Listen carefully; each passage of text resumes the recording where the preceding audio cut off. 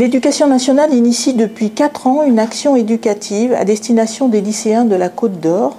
Ce partenariat, en lien avec le tribunal de grande instance, apporte un éclairage sur l'environnement juridique de ces jeunes. Ces actions sont l'occasion de découvrir des situations très concrètes de simulation de procès, mais aussi apportent des informations très générales à ces jeunes. La plus-value pédagogique est incontestable et tous ces lycéens ont l'occasion de trouver du sens à des enseignements de droit ou d'histoire-géographie qu'ils suivent en classe ordinaire. Oui, alors cette action se déroule en 3 phases. Une première phase où les professionnels du droit se rendent dans une classe pour rencontrer les élèves avec leurs professeurs et pour évoquer les grands enjeux de la justice d'aujourd'hui et puis aussi la question éventuellement de la place des jeunes et des mineurs, puisque souvent il y a des mineurs, dans le rapport à l'institution judiciaire. Il s'ensuit une seconde phase où les élèves viennent avec leurs professeurs assister à une audience. Et j'insiste sur ce point, il ne s'agit pas de venir faire du tourisme judiciaire, il s'agit de préparer en amont et de débriefer en aval ce qui a été vu, ce qui a été perçu, ce qui a été entendu par les jeunes du fonctionnement de l'institution. Et cette deuxième phase va permettre de préparer une troisième phase au cours de laquelle les jeunes, en lien avec leurs professeurs, dans le cadre du travail conduit dans les classes et avec les professionnels du droit, eh bien, les jeunes vont préparer l'élaboration, l'organisation d'un procès qui est fictif, mais qui est fondé sur un dossier réel, avec des noms qui ont été transformés, et qui va leur permettre, il s'agit d'un procès pénal, qui va leur permettre de se mettre en situation et de jouer les rôles des différents acteurs de la justice, que sont les magistrats, les avocats, les prévenus, le cas échéant les témoins, voire la presse, selon le nombre d'élèves. Ce travail est lui-même, donne lieu lui-même à un débriefing aussi en aval pour que les élèves puissent dire un peu ce qu'ils ont vécu et comment ils se sont mis en position d'acteurs de la justice.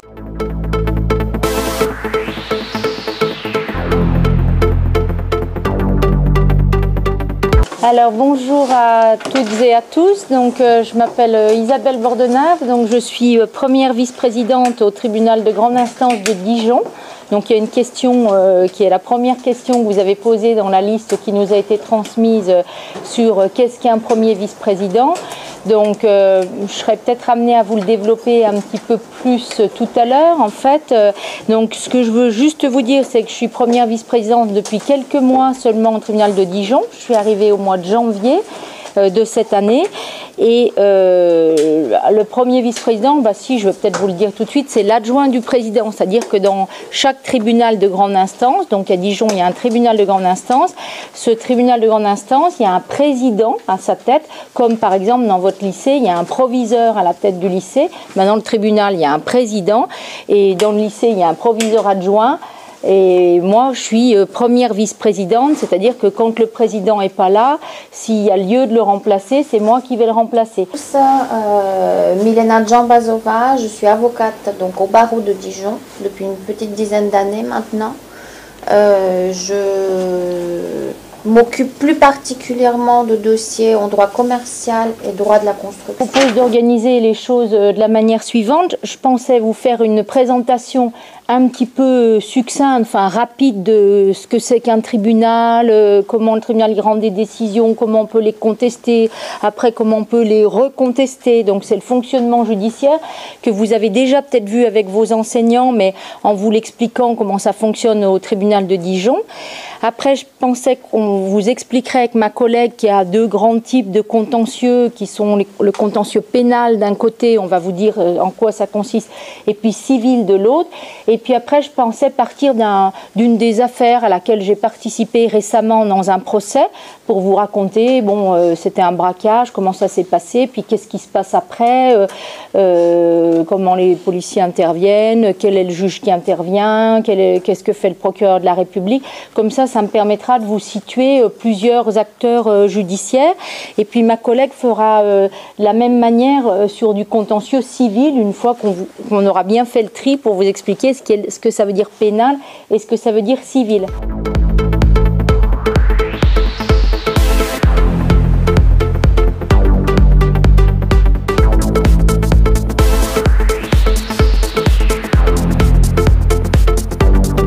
Retenez le code de la route, le casque, le feu rouge, le stop. Les délits, on avait dit que c'était le tribunal correctionnel, donc c'est les vols, les recels, les violences, et puis la cour d'assises, donc c'est les crimes, avec une composition particulière, puisque c'est pas que des juges professionnels, mais c'est aussi des gens tirés au sort, je vous l'ai déjà dit, sur les listes électorales. Il n'y a pas longtemps.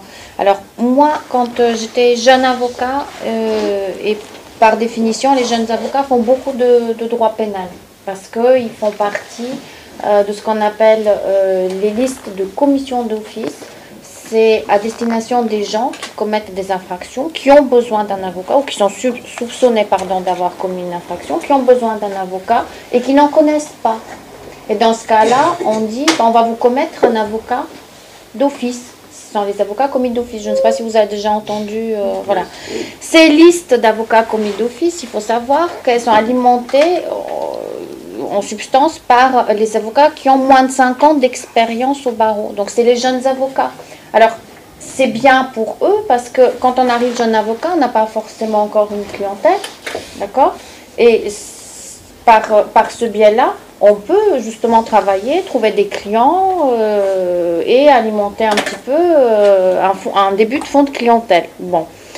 À l'époque, au niveau de la garde à vue, on avait effectivement le droit de se taire, on l'a toujours d'ailleurs, et ça fait partie des droits qui vous sont notifiés au début par l'officier de police judiciaire, par le gendarme, le droit de vous taire, le droit de prévenir un proche, le droit de consulter un médecin, et puis le droit de consulter un avocat.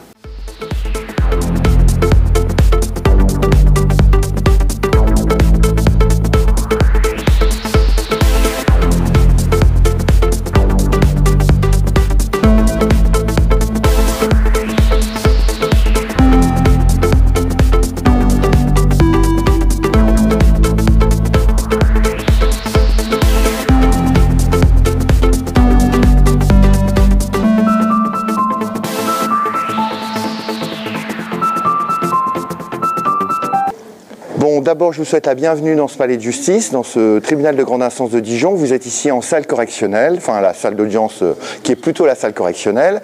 Donc, je m'appelle Benoît Grandel, je suis juge des enfants. Je suis chargé avec mes acolytes et vos professeurs d'organiser ces séquences d'échange justice, éducation nationale, de vous faire découvrir le monde de la justice. Donc, je suis très heureux de vous accueillir. Donc, à mes côtés, Maître Baldini qui est avocate, avocate qui fait beaucoup de choses différentes, qui va être là. C'est intéressant aussi qu'il y ait un juge et un avocat, parce que nous avons des regards croisés, différents dans nos positionnements par rapport aux questions que vous pourriez avoir sur la justice. Hein, nous travaillons bien sûr ensemble, collectivement, et sans oublier, donc c'est une Roguet qui est celle qui est greffière, qui est un personnage indispensable pour un juge, puisqu'un juge ne peut pas fonctionner sans greffier, et on pourra vous le réexpliquer, vous verrez ici à l'audience aussi tout à l'heure, qui grâce à elle a été la petite main qui a organisé la date, qui était en lien avec les professeurs, et qui a eu un rôle très actif dans cette opération aujourd'hui, que je remercie encore. Alors, quelques mots sur ce que vous allez voir. Donc, c'est l'entrée en matière aujourd'hui. C'est peut-être la première fois que vous rentrez dans un palais de justice. C'est peut-être la première fois que vous rentrez dans une salle d'audience. Vous allez avoir dans 5 minutes le début de l'audience. Donc, pourquoi je vous ai demandé de vous regrouper? Parce que devant vous, vous allez avoir les prévenus qui vont être là, les victimes, leurs conseils, donc leurs avocats. Et donc c'est important qu'ils aient un peu de place. Il est prévu donc qu'on reste 1 heure, 1 heure et demie d'audience. On s'organisera pour sortir tous ensemble discrètement à la fin d'une affaire. On ne sait jamais quand se termine une affaire parce que ça peut durer plus ou moins longtemps. Les règles, avant de vous expliquer ce que vous allez voir, les règles, on vous l'a déjà expliqué. Bon, il n'y a bien sûr pas de portable, pas de discussion entre vous. de la neutralité, pas d'expression sur ce que vous allez entendre. Il y a peut-être des choses qui vont vous surprendre, des choses qui vont vous faire rire, des choses qui vont être plus graves. Vous les gardez pour vous. Vous êtes des jeunes adultes, donc on vous demande d'être responsable par rapport à ça. C'est pour pas perturber l'audience. Vous pourrez vous lâcher et exprimer un certain nombre de choses après. Voilà, on se reverra après à 10h en salle de réunion. On sera disponible nous trois, parce que moi j'ai une audience, Maître Baligny aussi. Madame Roguet a pu se rendre disponible pour rester un peu là pendant l'audience, mais on se reverra de toute façon après pour que vous puissiez poser toutes les questions que vous avez sur le cœur. Vous pouvez les écrire, vous pouvez écrire là si vous voulez, mais vous ne parlez pas entre vous. Alors là, l'audience va démarrer dans 5 minutes. Vous allez voir donc ces deux personnages-là que vous voyez qui sont en robe, ce sont les huissiers qui organisent la tenue de l'audience. C'est-à-dire que c'est eux qui font en sorte que l'audience se déroule bien, que les affaires sont appelées en temps et en heure, que les parties sont appelées et que personne n'est oublié. Donc ça, c'est les deux personnages que vous voyez déjà en robe, ce sont les deux huissiers. Vous allez avoir arrivé, c'est une audience qu'on appelle la juge unique. Donc il y a qu'un juge aujourd'hui qui va juger, qui va se retrouver au centre de la salle. Vous allez avoir à ses côtés un greffier ou une greffière qui va être derrière la cage, qui va noter tout ce qui va se dire pendant l'audience. Et vous allez avoir à droite le représentant du procureur de la République qui va se positionner sur votre droite, extrême droite. Les huissiers sont positionnés là. Les conseils en général des parties se mettent devant. Hein, vous verrez, ils sont en robe. Alors c'est vrai que tout le monde est en noir. Vous allez voir, il y a une distinction, ça va être compliqué de repérer. Mais déjà dans le positionnement géographique de la salle, vous verrez très bien que chacun a un rôle. Le juge qui juge, le greffier, il est assisté de son greffier, le parquet qui va requérir, et je vous expliquerai si vous avez besoin des explications après, et qui va requérir une peine, le juge qui va décider de la peine, et bien sûr en amont, les conseils, les avocats, les parties qui vont s'exprimer. Donc tout ça est bien rodé, vous allez voir que c'est une mécanique qui est toujours un peu pareil. Ce qui est différent, bien sûr, c'est l'affaire, c'est les gens, c'est l'expression des gens, c'est la façon dont ça se déroule. Et c'est ce qui fait aussi que ça est une justice humaine avec les aléas de la justice et du déroulement d'audience. Une audience ne ressemble jamais à une autre. Donc c'est aussi la surprise. Et je ne peux pas vous dire ce qui va se passer. Vous allez avoir des affaires relativement simples ce matin, des affaires de conduite en état alcoolique, de conduite sous stupéfiants, des affaires de violence, donc des choses assez diverses, mais qui sont alors quand je dis simple, c'est des affaires graves, parce qu'on est dans un tribunal, mais simple dans le sens où il n'y a pas une complexité qui supposerait une enquête, une instruction notamment préalable.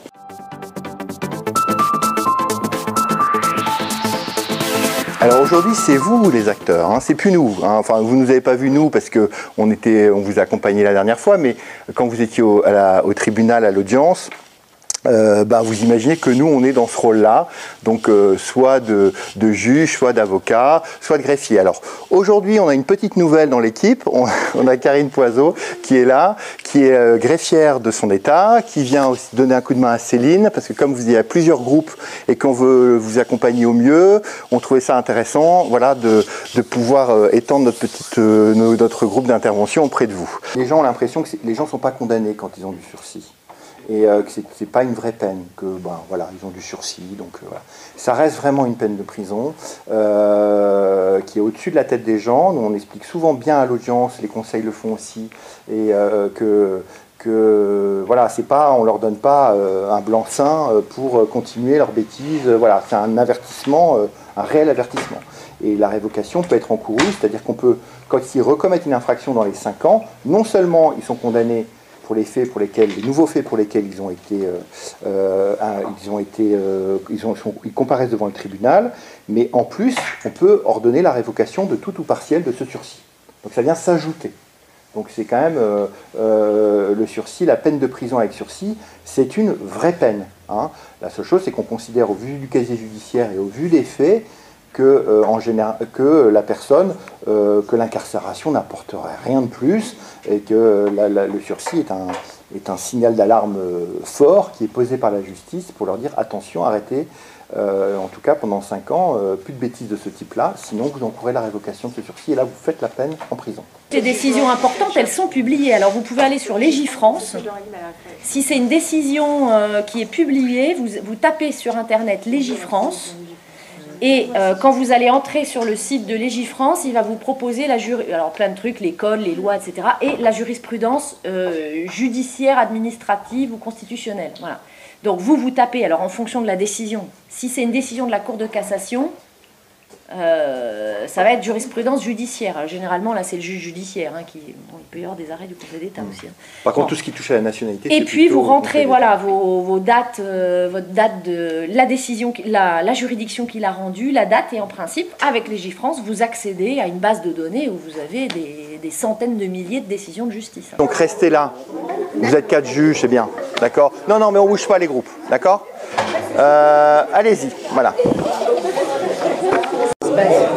Alors, de toute manière, déjà, il va y avoir tout ce qui est, comme je le disais, comme il y a une routine, on va dire, dans le déroulement du procès.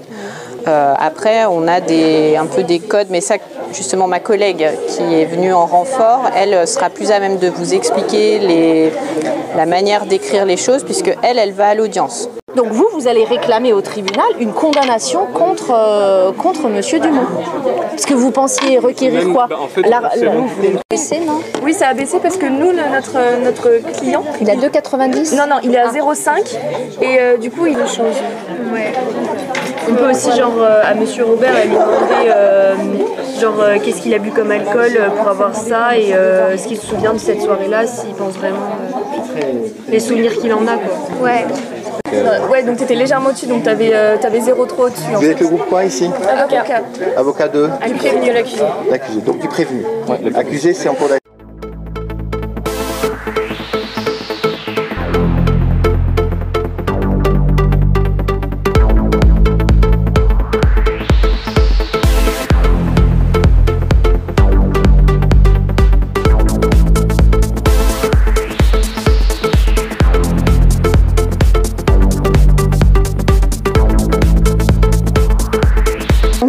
Le partenariat donc, avec la cité judiciaire en spécialité des GEMC, de Terminal L, pour nous a permis d'illustrer les séquences de cours à l'aide d'exemples concrets, j'ai des élèves derrière, et vécus donc par les élèves. Ce sont des exemples qui vont être réutilisés sur différents thèmes. Le fait d'assister aux audiences permet aussi de mieux comprendre par le terrain la réalité du droit, permet de passer de la théorie à la pratique. Les échanges aussi avec les professionnels vont montrer comment rendre la justice, montrer les difficultés rencontrées, la vraie société. Les métiers du droit aussi deviennent pour eux plus clairs, plus proches. Les représentations vont aussi s'affiner puis leur permettre de mieux s'orienter. Enfin, la partie importante de ce dispositif, c'est la simulation du procès, qui est un excellent moyen d'apprendre en étant actif. Ça leur a bien permis de réutiliser leurs règles de droit, de connaître le fonctionnement de la justice et les a obligés donc à manipuler le droit, à faire travailler aussi leur logique. La reconstitution est quelque chose pour eux de solennel et le fait, entre autres, qu'ils aient exactement jugé de la même façon que leur père professionnel a été pour eux quelque chose de très valorisant et aussi ils en ont été très fiers. Tous les médias qui aujourd'hui et qui nous disent que telle et telle affaire a été jugée de telle et telle façon, des fois on a l'impression justement d'injustice et le fait d'avoir les notions de cours avec nous et d'avoir fait des rencontres avec les professionnels, de leur avoir posé des questions, ça nous permet d'avoir beaucoup de recul en fait sur les médias et tout ça et donc du coup ça nous apprend aussi à savoir trier comment je pourrais dire ça, je sais pas ce que tu veux dire, à savoir trier les bonnes et les mauvaises informations qu'on peut nous donner comme ça et donc du coup oui, encore une fois j'ai trouvé ça très très enrichissant. Après, moi, quand on y allait, souvent on dit que le droit c'est difficile et on se rend compte avec tous les codes, tous les articles que oui, c'est réellement difficile. Et puis après, avec le cours, on arrive à faire des parallèles et c'est très important. Et des fois, ça nous permet même d'approfondir et ça nous donne peut-être une vocation pour après. Donc c'est bien. Angélique Pajard, professeure documentaliste au lycée Charles de Gaulle. Je participe avec Madame Prota et ses élèves à ce dispositif qui allie le monde de la justice et le cours des GEMC. Ma participation très sommaire est de les assister dans la recherche d'informations et de documentation et de préparer avec le professeur certaines actions et la soutenir dans ce dispositif. Et puis aussi de faire un peu le lien avec les autres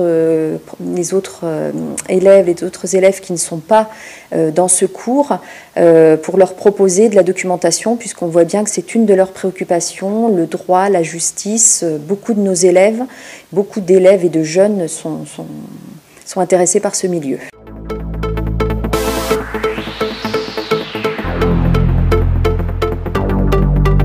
Toutes et à tous.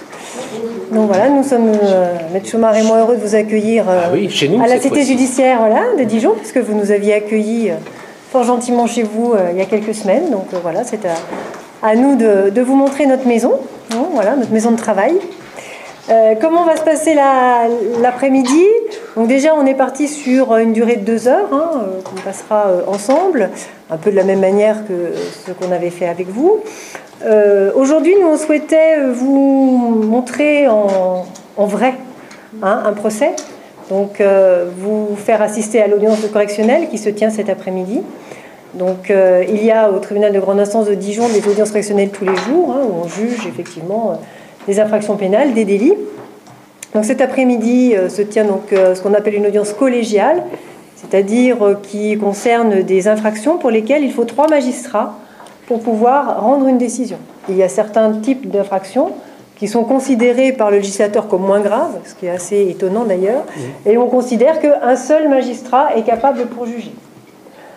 Donc vous verrez comment est organisée la salle d'audience, vous verrez donc les 3 magistrats qui jugent, qui sont assis à un bureau, vous verrez un président et 2 assesseurs, voilà. Vous verrez aussi la place du métier que je fais, du procureur de la République, qui va requérir la peine, qui expliquera au tribunal pourquoi telle personne a été déférée devant le tribunal, qu'est-ce qu'on lui reproche, et il requérera la peine qui lui semble utile. Vous verrez les avocats qui seront là. Alors peut-être, je ne sais pas s'il y aura des parties civiles dans un, peut-être, parce que c'est un dossier de violence, on nous a dit, donc c'est possible.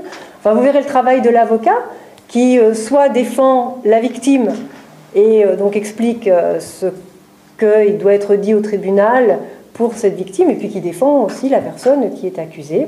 Et vous verrez aussi le travail du greffier d'audience. Vous verrez une personne qui est assise à la droite du tribunal et qui prend en note tout ce qui se dit, voilà, qui authentifie tout ce qui se dit pendant la procédure. Et restez avec nous une grosse heure, on verra l'état dans lequel vous serez quand vous sortirez.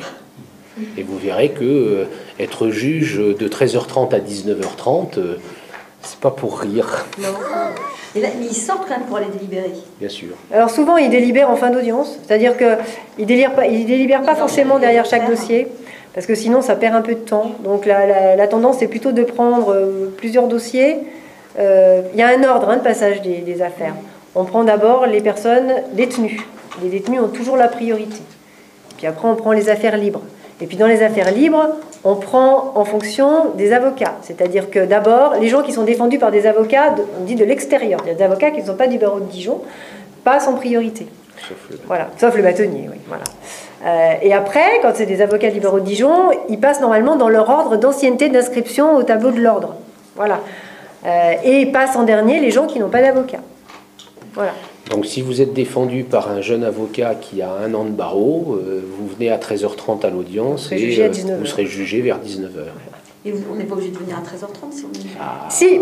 Et si, parce que vous devez être considéré, vous êtes convoqué à 13h30 et on doit savoir si vous êtes présent ou pas pour justement organiser le planning de l'audience.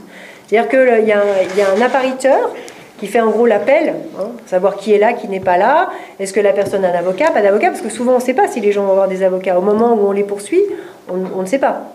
Donc tout est organisé, et ensuite il organise les dossiers dans cet ordre de passage, et va pouvoir dire au président d'audience, ben voilà, sur les 10 dossiers convoqués aujourd'hui, il y a 8 dossiers présents, et il y a 2 dossiers absents. Très bien, donc le président sait à peu près comment ça se passe. Voilà.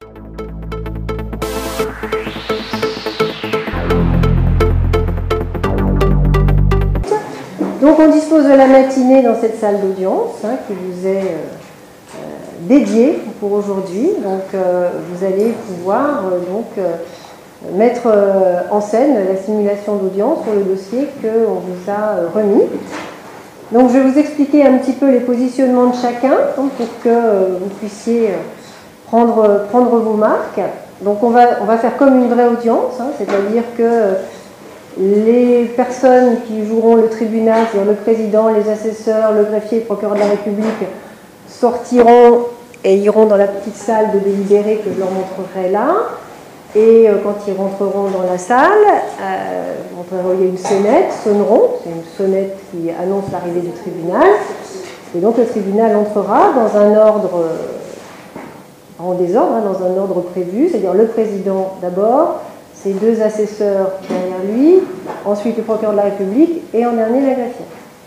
Donc le positionnement, le président s'assoit au milieu, les deux assesseurs de chaque côté, la greffière est de ce côté-là, côté ordinateur, et le procureur de la République est de ce côté-là. Asseyez-vous.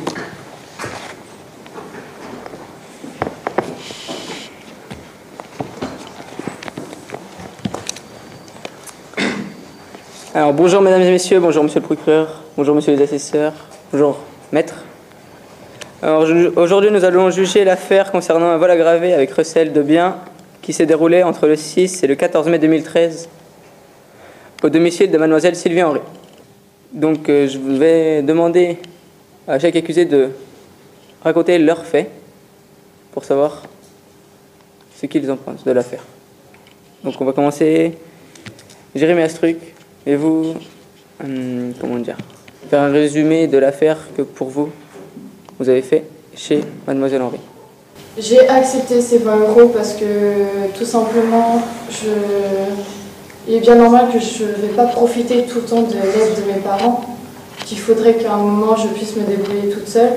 Donc j'ai pris cet argent en évitant que mes parents me donnent plus d'aide pour éviter de leur apporter plus. Alors donc ça veut dire que vous n'avez rien reçu niveau argent. Donc ça veut dire que mademoiselle Sagnus a eu 20 €, vous rien, et donc ils se sont partagés à deux. Monsieur Pascal, oui. Que faire alors? Parce que Jeffrey dit que vous étiez là, Armanda dit que vous lui ramenez quelque chose. Mais je sais très bien que Jeffrey m'a menacé, parce que je voulais pas comparaître en même temps que lui, parce que j'ai peur de lui. Et puis Jérémy et Armanda se sont alliés contre moi pour que je prenne tout. Donc vous avez tout pris? Parce qu'ils se sont alliés? Non mais que je prenne tout le maximum en fait. Le maximum, ok.